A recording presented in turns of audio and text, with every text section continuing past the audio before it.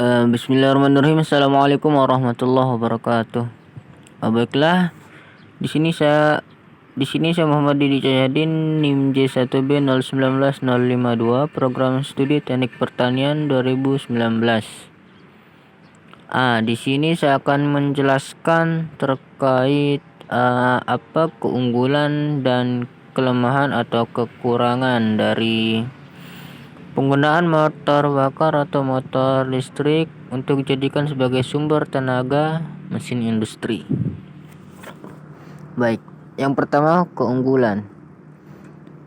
Salah satu keunggulan atau kelebihan dari motor listrik adalah memiliki efisiensi yang cukup tinggi jika dibandingkan dengan motor bakar yang menggunakan bahan bakar minyak.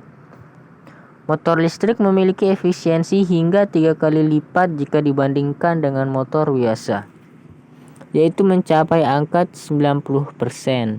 Sedangkan motor biasa atau motor bakar tingkat efisiensi mesinnya hanya sebesar 30%. Tidak heran jika motor listrik jauh lebih hemat dibandingkan dengan motor biasa.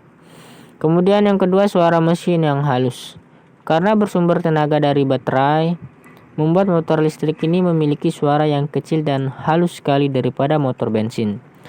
Hal ini membuat motor listrik ramah terhadap polusi suara. Bahkan karena terlalu halus, suara motor pun mungkin tidak akan terdengar jika dalam jarak yang cukup jauh. Ketiga, perawatan motor listrik ini pasti lebih murah dibandingkan motor bensin.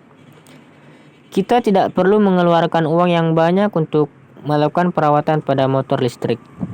Estimasi biaya perawatan motor bensin sekitar 1 juta per tahunnya, di mana itu belum termasuk bahan bakar serta pajak motor. Sedangkan motor listrik estimasi biaya perawatan hanya sekitar 200 ribuan saja. Pajak per tahunnya pun dari motor listrik saja tidak lebih dari 100 ribu rupiah.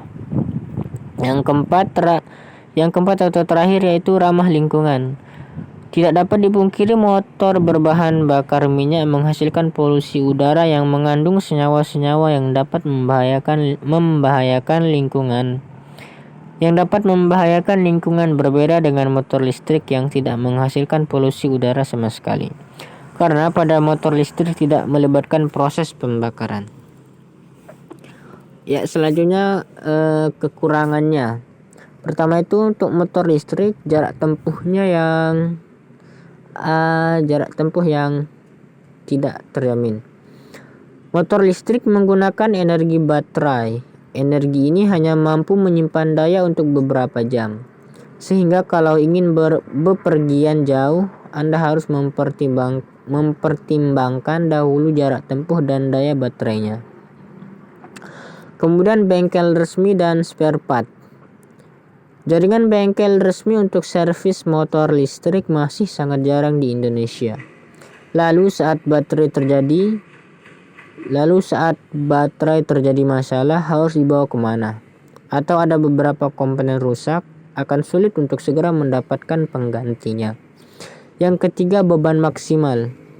Beban untuk motor listrik hanya 120 kilograman. Tentunya beban ini setara dengan 2 orang dewasa. Jadi yang mau bonceng 3 jangan sekali-kali pakai motor ini atau membawa beban yang berat seperti karung beras dan semen.